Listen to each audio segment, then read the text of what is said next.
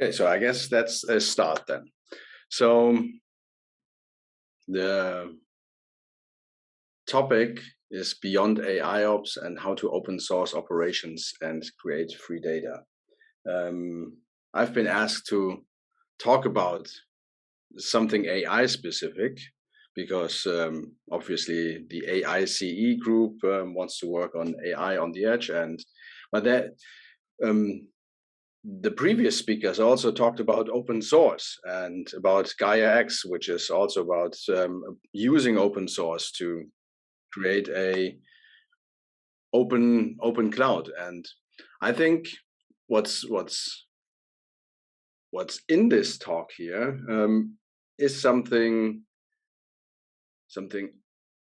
real, something actual, something that you can work with, and something that can help bootstrap initiatives like AICE and Eclipse Graphene, and something that can help prototyping an open source version of Gaia-X faster, and something that can re-envision what open source means in the age of cloud, because open source, as the term implies, and that's something that we forget from time to time, is mainly focused at source code.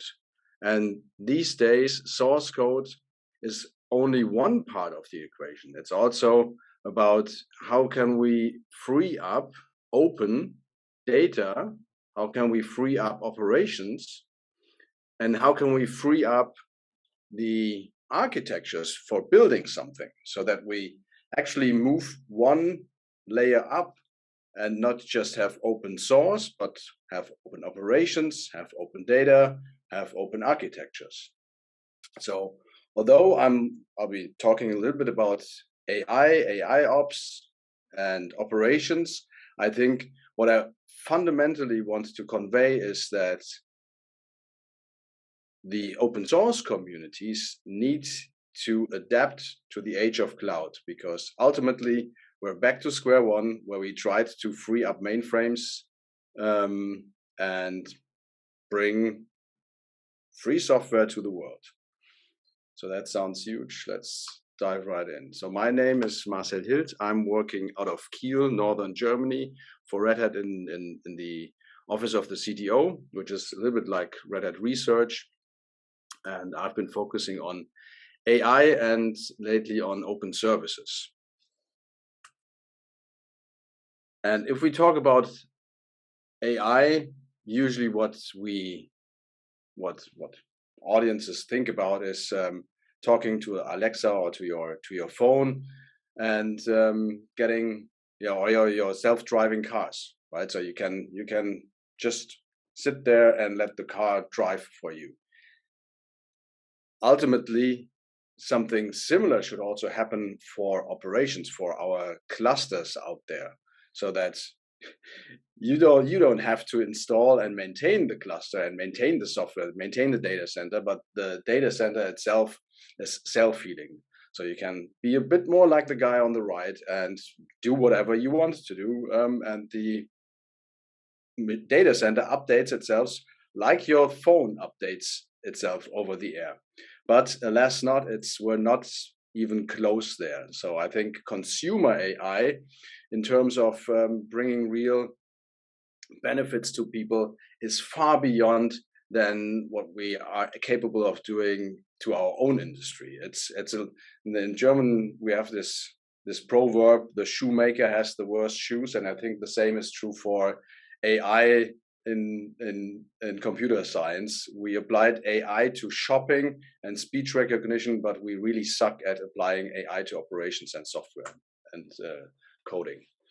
So AIOps, in the truest definition from Gartner here, is that AIOps platforms are software systems that combine big data and AI or machine learning functionality to enhance and partially replace a broad range of IT operations, processes, and tasks, including availability and performance monitoring, event correlation and analysis, IT service management, and automation. That's a whole lot of words.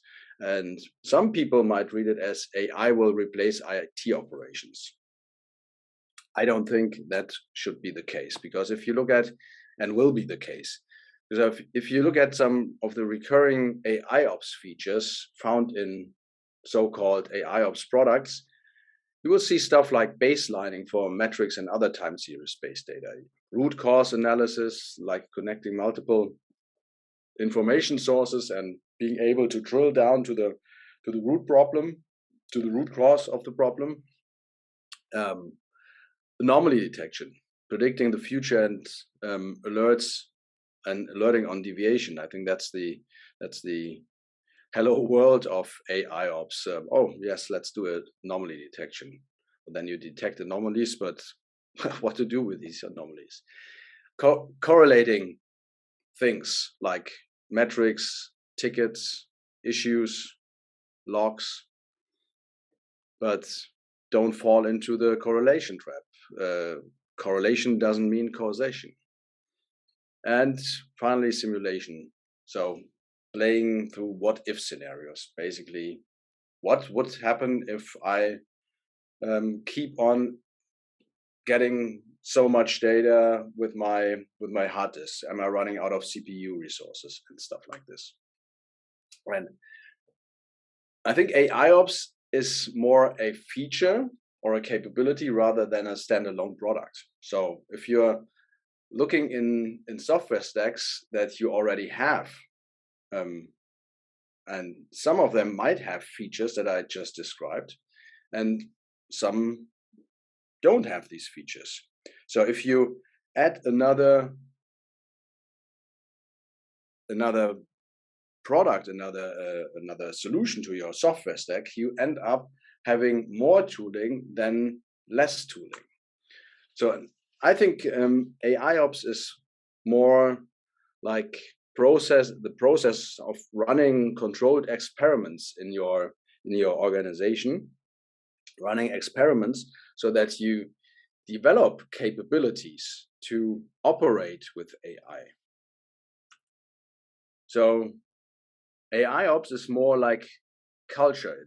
It's the cultural change that we saw what happened with the DevOps movements, right? So where ops people used tools from developers, such as Git for version control and vice versa. The developers adopted tooling for operations and for maintaining their tool chains, such as service level indicators, which should be embedded in every software that we bring to production, that we push to production. And I think the same happens with AIOps. That's being repeated as the combination of data scientists, AI, and DevOps. So it would be more like AI DevOps, or if you also want to plug in security in there, it would be AI DevSecOps. But then we have too many acronyms. So in the end, it stays true. We keep operating stuff, we keep building stuff, and the complexity grew so much that we cannot do it with a single brain anymore, but we need to augment our brains by letting the machines do some parts.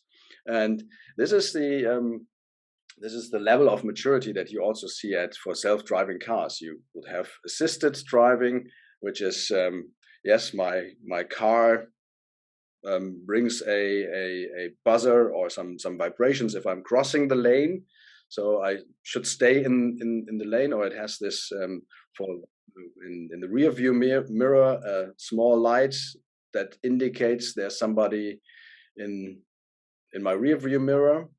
Augmented driving would be the speed the speed assisted thing with a radar, so that I don't have to push the gas pedal anymore. And finally, we get autonomous driving, where you can really sit back and let the car drive. And I think the same is also true for applying AIOps to operating or developing software. So assisted tooling would be, you have tools that help you get to the root cause a little bit faster. Like you have a dashboard for seeing correlations, for seeing some anomalies, but you still have to address these problems yourself manually. Augmented AIOps would be that you have some tools that actually increase the CPU requests for your cluster because it's anticipating that your software might need more CPU or more memory. And instead of having it killed out of memory, it will just adjust and adjust the configuration of your software deployment. And then finally, something in an autonomous way, you don't even have to worry about it, but you just deploy something and it upgrades over the air. It does self-healing.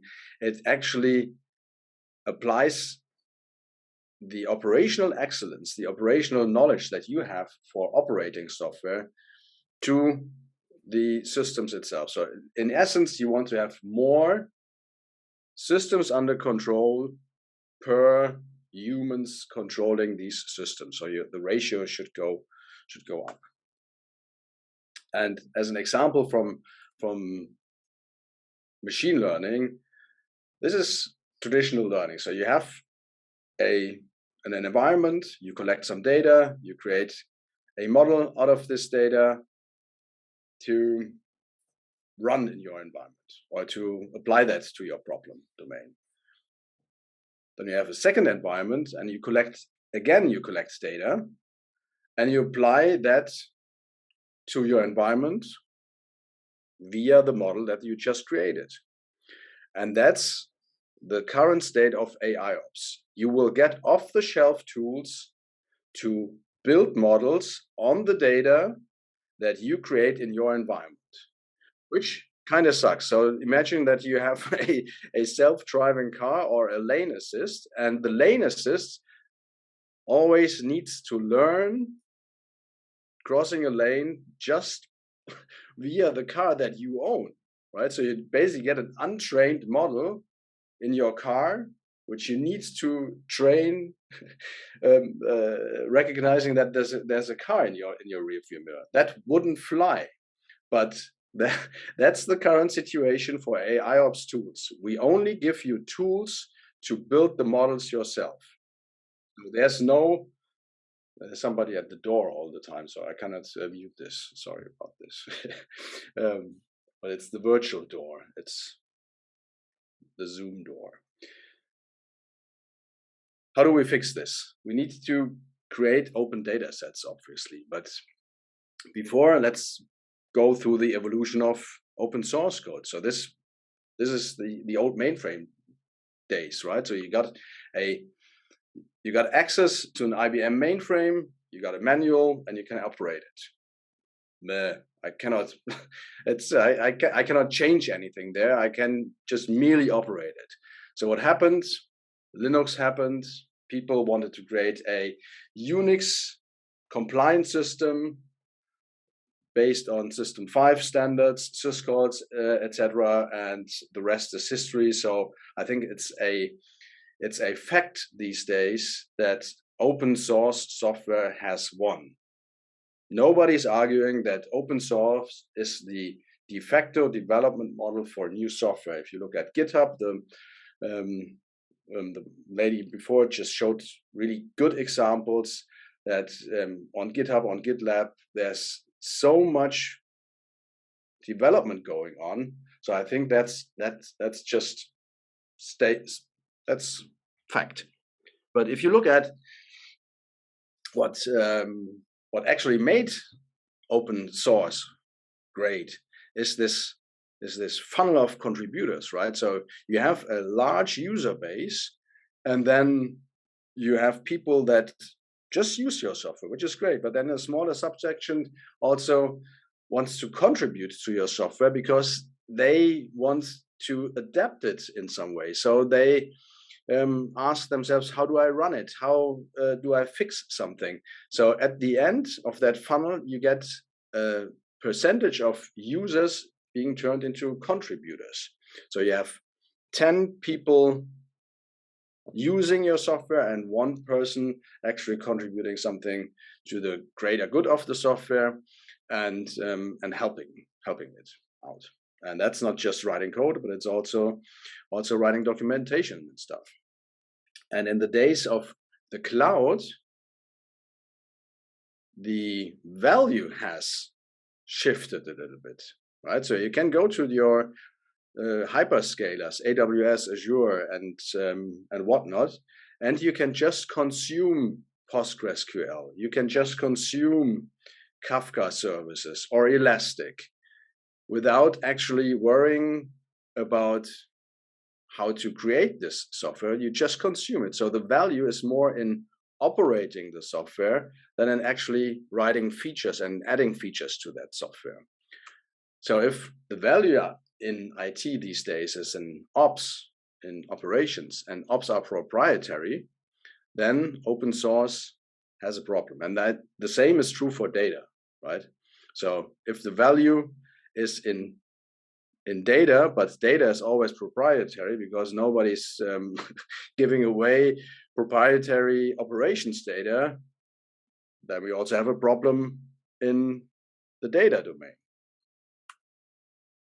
And this concept of operate first is something that that we think can be a solution to that problem. So operate first is a concept to incorporate operational experience into software development by extending development to include operating, testing, and proving code in a production environment. Ideally, operate first becomes a partner to upstream first as a basic tenet of our workflow. So that's the RedHat internal speak of, we want to get every line of code in the upstream communities in order to not deviate from the communities and let the communities also make their decisions, but also in the end to reduce our maintenance burden for maintaining that software, because every single line that is maintained by the community is a line less that needs to be maintained by RedHat. And the same is true for operating software. So if the community, if everybody can contribute to operating software and also creating data that operates software, then it's less of a burden, less of a problem for all the other people also operating that software. So how cool would it be if I'm running an instance of MySQL, PostgreSQL, and it doesn't run into a problem because somebody else already ran into that problem, and that has been fixed by the code that operates the software. So in order to bring this power of open source into services, into operating something, I think it's not a matter of just opening up the source code. As we saw, that's already the case. Most of the AWS services are running on open source code. But the real power of open source is, how do we turn users into contributors? And that requires read-only access to all the data, a really easy onboarding for everybody to a community, like reading about a project, reading about software, reporting a problem, and then resolving that problem. So the community that should be built, and that is being built right now, is one that should be inclusive to all personas, to all facets, to all stakeholders of such a community. That starts obviously with operations. So people that operate the platform layer, from the hardware racking up to the cluster orchestrator such as Kubernetes, to developers of those platform components, but also developers of software that runs as a workload in that cloud environment. Users, because without users, you only have a QE environment, but actually exposing it to end users will expose all the edge cases and all the bugs that are hidden in your software. We also want to have in product support or community support embedded there, because user experience is always only as good as you have less product support actually talking to users.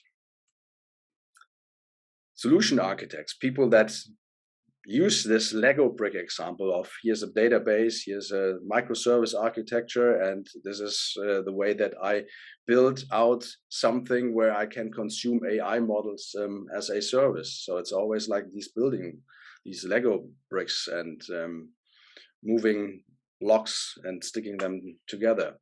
And finally, hopefully, we'll also have our AI overlords helping us operate these complex environments. So, in a word, in one sentence, I think what operate first and what we need to create for operations, for freeing up operations and data, is a cloud with full visibility into the operations center and into the full stack. Because if we really look at why are the cloud providers so successful? Why is everybody moving to the cloud? It's not just because it's super flexible. I can spin up workloads with the swipe of my credit card, but it's also because all the building blocks are available. So I can start focusing on my problem without worrying about, I first need to install Linux on a computer or install Kubernetes onto a set of computers. So before I get going, I need to really invest some time into actually setting up my work environment. No, in the cloud, I can start focusing right on my problem, and I think that's something that we also need to set up for all these open source projects that are going on there. Because the true value is in operating them and operating them in a context where all the components work together and actually have that friction that improves and creates better interactions and creates better software in the end. So as I said, this is something that's real. We are building out this Operate First community cloud. It's young, it's in its infancy, but it's already has some substantial size. One data center that we have is in the Massachusetts Open Cloud at the Boston University, where we have a larger Kubernetes cluster running on bare metal. We have something in Germany at Hetzner, where we deploy a bunch of clusters.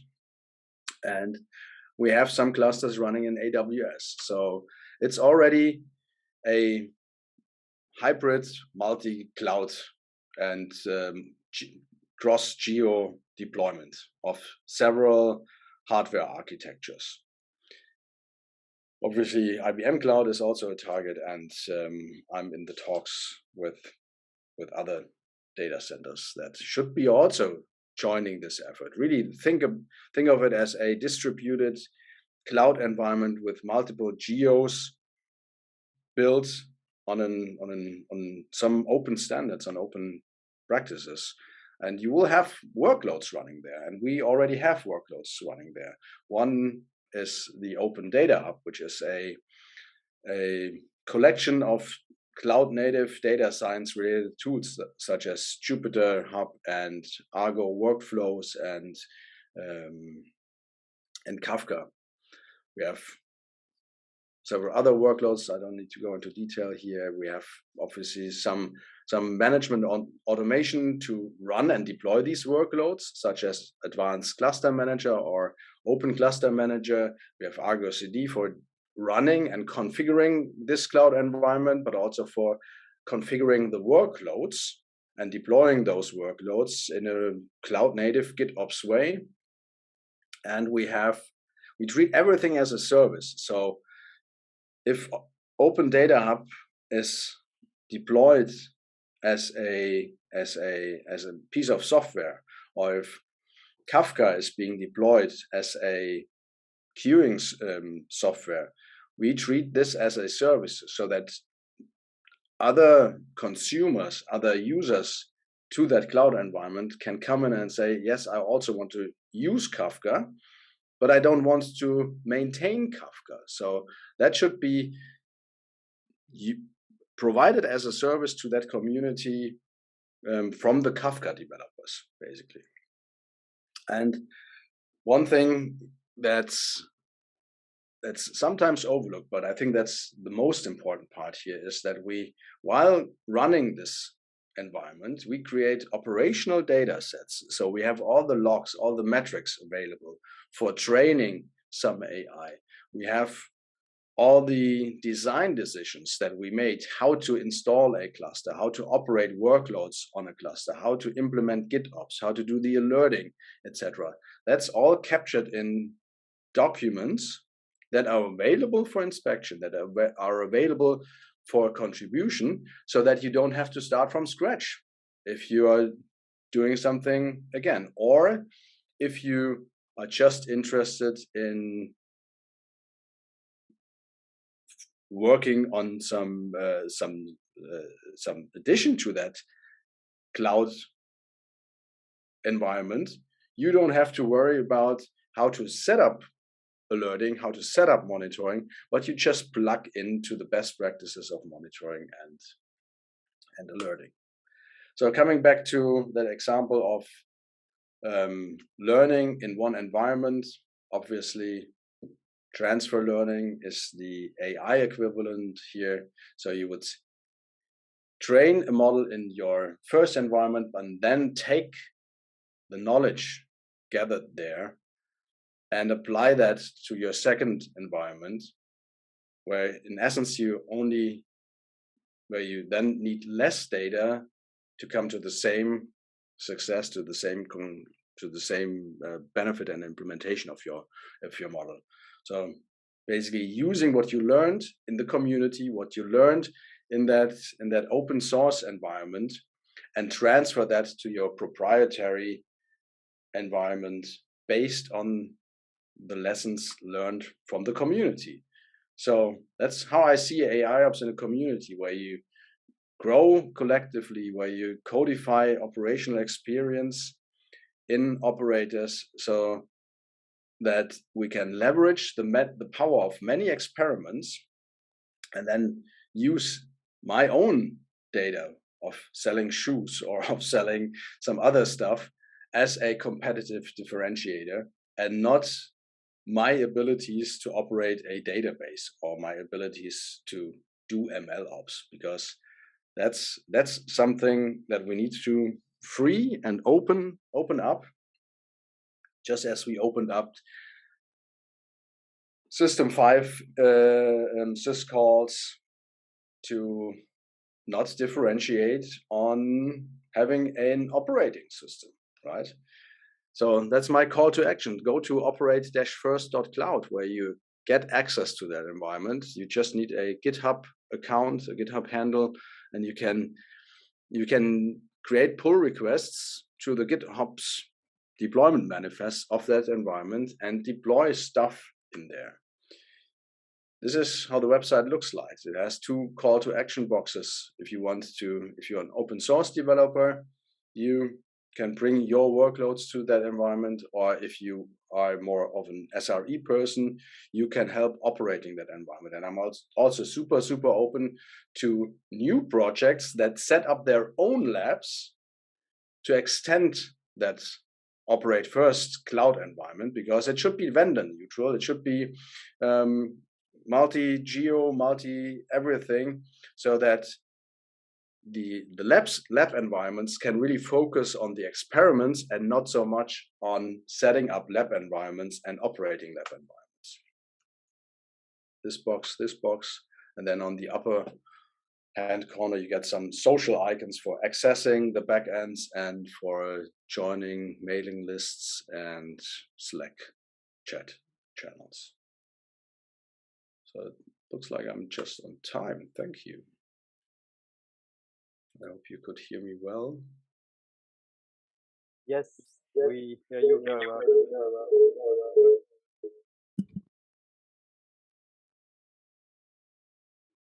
Là. I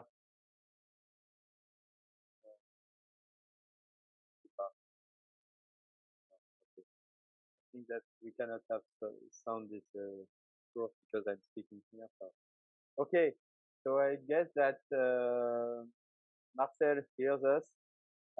From my perspective, that's really interesting and also something that I guess that we will go to the website and click and we need to continue the conversation. We started the conversation when we were preparing this event, but then we were focused on the event, so we need to continue the discussion so that we can integrate this operate first cloud with our platform and have that as part of the platform. There's more to do together with Boyce and Martin and how we can meet. Thanks everybody. Here we have a lunch break, and so we come back here at 12:30.